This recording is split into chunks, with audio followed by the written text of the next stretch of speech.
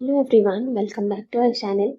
Today we are going to practice some questions based on fill in the blanks for upcoming examination.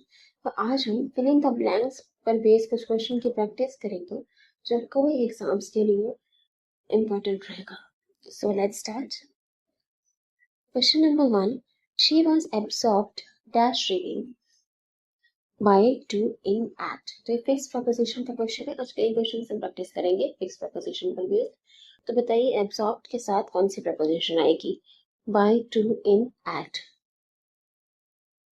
She was absorbed in reading.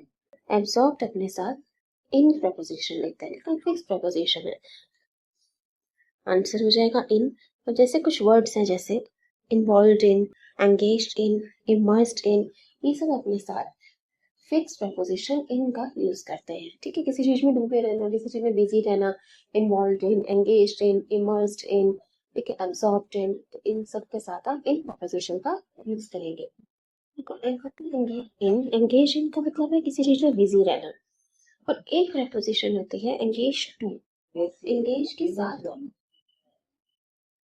इन और to दोनों का use करते हैं. चलो, इन और to दोनों का यूज करते हैं. देखो, एंगेज के साथ इन प्रपोजिशन का यूज करेंगे तो इसका मतलब होता है किसी चीज में बिजी रहना, किसी चीज में बिजी रहना, ठीक है, व्यस्त रहना. और एंगेज टू का मतलब होता है किसी के साथ एंगेजमेंट होना, सगाई होना. जैसे she is engage to a doctor, he is engage to an engineer. तो एंगेज टू का मतलब होता है किसी के साथ एंगेजमेंट होना, सगाई होना, रिंग्स एक्सचेंज करना. और एंगेज इन का मतलब होता है बिजी रहना, मशरूफ रहना, व्यस्त रहना. ठीक है, तो यहाँ पर एब्जॉर्ब के साथ आएगा in preposition. Absorbed in, immersed in, engaged in, involved in. Engage to का मीनिंग बिल्कुल डिफरेंट है. चलिए नेक्स्ट देखते हैं. John has been working all day. He dash tired. John पूरा दिन से काम कर रहा है, वो डैश टायर्ड होगा, थका हुआ होगा. Can be, will be, shall be, must B. Can be tired मतलब है कि उन्होंने पूरा दिन काम किया, हो सकता है वो थका हुआ हो. क्या यहाँ पे कैन बी आ सकता है? Will be tired, shall be या मस्ट बी? जॉन ने पूरा दिन काम किया है तो जाहिर सी बात है, ये ऑब्वियस है कि वो टायर्ड होगा. हो सकता है नहीं वो टायर्ड होगा. तो आंसर हो जाएगा must be. Must be. John has been working all day, he must be tired. जाहिर सी बात है, ये ऑब्वियस है कि थका हुआ होगा क्योंकि उसने पूरा दिन काम किया है, मेहनत की है. चलिए नेक्स्ट देखते हैं. The soldier was suspected dash being a spy and was put behind the bars. ठीक है, तो सस्पेक्टेड के साथ कौन सी फिक्स्ड प्रपोजिशन आएगी? Of, after, by, up. ये संदेह था कि सस्पेक्ट सोल्जर सोल्जर है, सिपाही है, वो एक वास्तव में स्पाई है, जासूस है, और उसको जेल में डाल दिया गया. तो सस्पेक्टेड के साथ हम कौन सी फिक्स प्रपोजिशन यूज करेंगे? Of, after, by, up. एक सस्पेक्टेड के साथ हम यूज करते हैं of preposition. Of preposition. accused of, guilty of, convicted of, blamed for, ये सब फिक्स प्रपोजिशन है. इसका मतलब होता है किसी चीज का आरोप होना, किसी पे एक्यूज ऑफ मतलब किसी चीज का आरोप है तो वो शायद गिल्टी ऑफ मतलब किसी चीज का वो आरोपी है, गिल्टी है. कन्विक्टेड ऑफ, उस पर जांच चल रहा है कोई बात का. ब्लेम के साथ हम फॉर प्रपोजिशन करते हैं, फॉर, ब्लेम्ड फॉर. चार्ज्ड अगर आपको कहीं दिखे, charged, is charge with kidnapping, तो चार्ज के साथ हम विद प्रपोजिशन का यूज करते हैं. तो इन सब वर्ड्स का मतलब होता है किसी की बात के लिए दोषी होना. Accused of, convicted of, guilty of, ठीक है, ब्लेम्ड फॉर और चार्ज विद. ब्लेम के साथ ऑफ, ब्लेम के साथ फॉर और चार्ज के साथ विद प्रपोजिशन का यूज करते हैं. और सस्पेक्टेड भी ऑफ. ठीक है, नेक्स्ट देखिए. The boy was indifferent dash his studies. वह था अपनी पढ़ाई को लेके इंडिफरेंट था, मुझे कुछ खास फर्क नहीं पड़ता था, इंटरेस्ट नहीं था. तो इंडिफरेंट के साथ कौन सी प्रपोजिशन आएगी? ऑन, टू, एट, इन. देखो, इंडिफरेंट के साथ हम कौन सी फिक्स प्रपोजिशन यूज करते हैं? To. To. Indifferent to. Indifferent to, apathetic to. Apathetic to का भी मतलब होता है कि आपको किसी बात के लिए कोई फीलिंग नहीं है, कोई इंटरेस्ट नहीं है.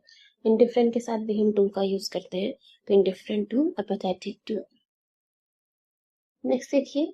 There is dash hour left for you to get ready. Dash घंटा बचा है तुम्हारे लिए रेडी होने के लिए। A and the many, dash hour, देखो यहाँ पे और सिंगुलर नाउन है, तो इसके साथ हम मैनी तो नहीं लिख सकते, मैनी के साथ तो हमें प्लूरल नाउन चाहिए, मैनी और होता तो हम मैनी लिख सकते थे। द और लेफ्ट, हम तो स्पेसिफिक और की बात नहीं कर रहे, तो दार तो आएगा नहीं, और के साथ की वावल साउंड है तो हम ए का यूज तो करते नहीं, आ का यूज हम एन का यूज करते हैं, तो एन आंसर हो जाएगा। There is an hour left. Next देखिए, the manager was satisfied dash the work for with to by. Manager संतुष्ट था काम से, तो सेटिस्फाइड के साथ हम कौन सी फिक्स प्रपोजिशन यूज करते हैं?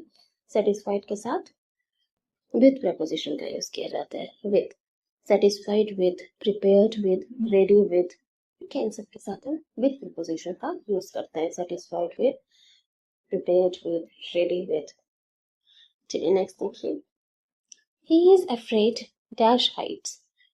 यहाँ पे भी फिक्स प्रपोजिशन का क्वेश्चन है, ऊंचाई से डरता है। Is afraid dash heights from with of to. Afraid के साथ हम ऑफ प्रपोजिशन यूज करते हैं। Of, afraid, afraid of, scared of, afraid of, scared of, frightened of, fearful of, इन सब का ही मतलब होता है किसी चीज से डरना, भयभीत होना, तो इनके साथ हम प्रपोजिशन करते हैं। Afraid of, scared of, frightened of, fearful of. ठीक है, नेक्स्ट देखिए, she tied the belt around her dash waist, waist, waist, waist. उसने बेल्ट डाली अपने वेस्ट के पास, मतलब कमर के पास, तो यहाँ पे कौन सा वर्ड आएगा? Waste, WAST। वेस्ट का मतलब तो होता है कि बर्बाद करना। वेस्ट तो डायरेक्शन है आपकी, पश्चिम। वेस्ट आंसर हो जाएगा WAIST, वेस्ट। ठीक है, ये जो थर्ड ऑप्शन है, सेकंड ऑप्शन WEIST, ऐसा कोई वर्ड नहीं होता। ठीक है, नेक्स्ट देखिए, the police looked dash the matter. Police ने मामले में डैश देखा, जांच की। The police look dash the matter for up to into at. Answer हो जाएगा इनटू। लुक इनटू का मतलब होता है इन्वेस्टिगेट करना, किसी चीज की जांच पड़ताल करना। पुलिस क्या करेगी? मैटर की इंक्वायरी करेगी, जांच पड़ताल करेगी, तो look into. Look for, look के साथ हम और भी फ्रेजल वर्ब्स पढ़ लेते हैं। लुक फॉर, लुक फॉर का मतलब होता है सर्च, किसी चीज को ढूंढना। लाइक अगर एग्जांपल दें, she is looking for her book, वो अपनी बुक ढूंढ रही है, तो लुक फॉर का मतलब होता है सर्च करना। लुक इनटू, इन्वेस्टिगेट करना, जांच पड़ताल करना। Look up to, look up to का मतलब होता है, लुक अप टू भी फ्रेजल वर्ब है हमारा। लुक अप टू का मतलब होता है एडमायर करना, रिस्पेक्ट करना, मतलब आप किसी को ना इंस्पिरेशन में आते हो, उसको एडमायर करते हो, रिस्पेक्ट करते हो। जैसे she looks up to her mother, he looks up to his father. इसका मतलब होता है किसी को रिस्पेक्ट करना, एडमायर करना। लुक एट का मतलब होता है किसी चीज की तरफ देखना, कॉन्स्टेंटली देखना। जैसे he is looking at the window, वो विंडो की तरफ देख रहा है। ठीक है, तो ये सारे लुक से फ्रेजल वर्ब्स बनते हैं। लुक फॉर का मतलब होता है सर्च करना, look up to respect, looking to investigate, look at to watch something. तो आंसर हो जाएगा into. He is good dash mathematics, वो मैथमेटिक्स में अच्छा है। By to in at, he is good at mathematics में। गुड एट का मतलब होता है, जब हम कैपेबिलिटीज की बात करें तो हम गुड एट का यूज करते हैं। कैपेबिलिटी, योग्यता, एबिलिटी के बारे में बताता है good at. He is good at mathematics मतलब वो मैथ्स में अच्छी है। She is good at dancing, वो डांसिंग में अच्छी है। फिर कैपेबिलिटीज, योग्यता के बारे में बताता है गुड एट। गुड के साथ हम कॉम्पिटेंसी, प्रोफिशिएंसी के बारे में बताता है। गुड के साथ विद प्रपोजिशन का यूज भी किया जाता है। गुड विद, उसका क्या मतलब होता है? जैसे अगर मैं कहूँ ही इज गुड विद चिल्ड्रन, बच्चों के साथ अच्छा है, मतलब होता है उसका। गुड विद का मतलब होता है किसी के साथ आप कंफर्टेबल हो, किसी की कंपनी एंजॉय करते हो। जैसे she is good with animals, वो एनिमल्स के साथ अच्छे से रहती है। तो गुड विद का मतलब होता है किसी के साथ कंफर्टेबल रहना, सामने वाले को भी कंफर्टेबल करना, किसी की कंपनी एंजॉय करना। और विद एट का यूज हम करते हैं एबिलिटी बताने के लिए। ठीक है, एट एबिलिटी, तो याद रहेगा। The food is dash good, खाना डैश अच्छा है। Cautiously, extremely, boldly, annually. Cautiously का मतलब क्या होता है? सतर्कता के साथ आप कुछ काम करें, कॉशियस होके, एक्सट्रीमली बहुत ज़्यादा, बॉल्डली, ब्रेवली। और एनुअली का मतलब होता है साल में एक बार। तो कहना साल में एक बार अच्छा है ये तो नहीं कहा जा रहा। बॉल्डली अच्छा है, यहाँ पे बोल्डनेस की तो बात नहीं कर रहे, कॉशियसली सतर्क रहने की बात नहीं करें। आंसर हो जाएगा एक्सट्रीमली, खाना बहुत ज़्यादा अच्छा है, that food is extremely good. Next देखिए, he retired and receive dash benefits every month. उनको रिटायरमेंट के बाद हर महीने डैश बेनिफिट्स मिले, graduation, superannuation, bonus, allowance. Retirement के बाद क्या ग्रेजुएशन बेनिफिट्स मिलेंगे? ग्रेजुएशन तो एक अलग चीज़ है, पढ़ाई से जुड़ा हुआ है, यहाँ पे हम रिटायरमेंट की बात कर रहे हैं, तो ये नहीं होगा।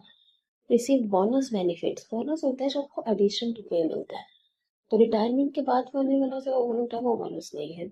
अलाउंस क्या होता है? अलाउंस होता है भत्ता, जैसे DNS allowance, food allowance, travel करने के लिए जो अलाउंस मिलता है, डीएनएस अलाउंस, उसको महंगाई भत्ता कहा जाता है, तो एक सैलरी के साथ दिया जाता है ये। तो ये रिटायरमेंट बेनिफिट नहीं है, आंसर हो जाएगा सुपरन्यूएशन। सुपरन्यूएशन होता है जो रिटायरमेंट के बाद बेनिफिट मिलता है, जैसे पेंशन हो गया, उसको हम कहते हैं सुपरन्यूएशन। They retired and received superannuation benefits every month. Next देखिए, she adhered strictly dash the code of conduct. उसने code of conduct को adhere किया, follow किया। तो कौन सा फिक्स preposition आएगा? For, by, to, at. She adhered strictly dash the code of conduct. देखो adhere के साथ हम फिक्स preposition यूज करते हैं to. आंसर हो जाएगा third option to. adhere to मतलब किसी चीज का पालन करना, adhere to, comply with, conform to, accede to, इन सब का ही मतलब होता है किसी चीज का फॉलो करना, पालन करना। ठीक है, comply के साथ with का यूज करते हैं, adhere to, accede to, conform to। conform to का मतलब ये होता है किसी चीज को मान लेना, पालन करना, accede to, adhere to। ठीक है, नेक्स्ट देखिए, the officials connived dash the illegal activities with, for, and at। कनाइट के साथ हम कौन सी फिक्स प्रपोजिशन यूज करेंगे? कनाइट, एट। कनाइट का मतलब होता है कुछ गलत करना, कुछ गलत इलीगल करना, या कुछ गलत अपने सामने होने देना, जो ऑलरेडी आपको पता है इलीगल है, वो सामने होने देना, उसके लिए हम कनाइट वर्ड का यूज करते हैं। कनाइट के साथ प्रपोजिशन एट का यूज करेंगे। नेक्स्ट देखिए, my house is dash the bank and the post office. मेरा घर बैंक और पोस्ट ऑफिस के डैश है। Among, across, beside, between. देखो अमंग का यूज तो हम दो से ज्यादा के लिए करते हैं, दो से ज्यादा चीजों के लिए। यहाँ तो बैंक और पोस्ट ऑफिस दो जगह की बात हो रही है, तो अमंग नहीं आएगा। Across the bank and post office, across का मतलब क्या होता है? From one side to another, एक तरफ से दूसरी तरफ। लेकिन यहाँ तो कहा जा रहा है बैंक, अगर अक्रॉस तो बैंक लिखा होता तो भी सीधा के बैंक को पार करके घर आता है ना, लेकिन यहाँ पे कहा जा रहा है बैंक और पोस्ट ऑफिस, दो पॉइंट्स की बात की जा रही है, तो यहाँ पे ये कहा जा रहा है कि जो घर है बैंक और पोस्ट ऑफिस के बीच में है। The houses between the bank and the post office, तो दो के बीच के लिए हम किसका यूज करते हैं? बिटवीन का, तो आंसर हो जाएगा बिटवीन। बिसाइड, बिसाइड का मतलब क्या होता है? बगल में। तो लेकिन यहाँ पे दो पॉइंट्स दिए हुए हैं और उनके बीच में घर है, तो बिटवीन का यूज करेंगे। नेक्स्ट देखिए, last question, she is married dash a businessman. शादी हुई है बिजनेसमैन के साथ। एट, विथ, फॉर या टू। मैरिड के साथ हम कौन सी प्रपोजिशन यूज करते हैं? To. She is married to a businessman. और एंगेज के साथ भी हम टू यूज करते हैं जब हम एंगेजमेंट सगाई की बात कर रहे हैं। एंगेजिंग का मतलब होता है बिजी रहना, किसी चीज में इन्वॉल्व रहना। तो she is married to a businessman. तो मैरिड विथ का भी यूज किया जाता है। मैरिड विथ का यूज हम तब करते हैं जब चिल्ड्रन की बात करें, जैसे she is married with two kids. तो जब चिल्ड्रन की बात करते हैं, किड्स की बात करें, तब हम मैरिड विथ का यूज करते हैं। लेकिन जब आप किसी इंसान के साथ मैरिज की बात कर रहे हो, पार्टनर्स की बात करें, तो हम मैरिड के साथ टू का यूज करते हैं। ठीक है, तो आंसर हो जाएगा सेकंड और fourth option too. So thank you everybody, thanks for watching. I hope आपने एंजॉय किया होगा आज की क्लास। आज बहुत सारे क्वेश्चन प्लीज प्रपोजिशन पर बेस्ड थे, तो आपकी रिवीजन हो गई होगी। Thank you everybody, thanks for watching. Please share and subscribe. Thank you.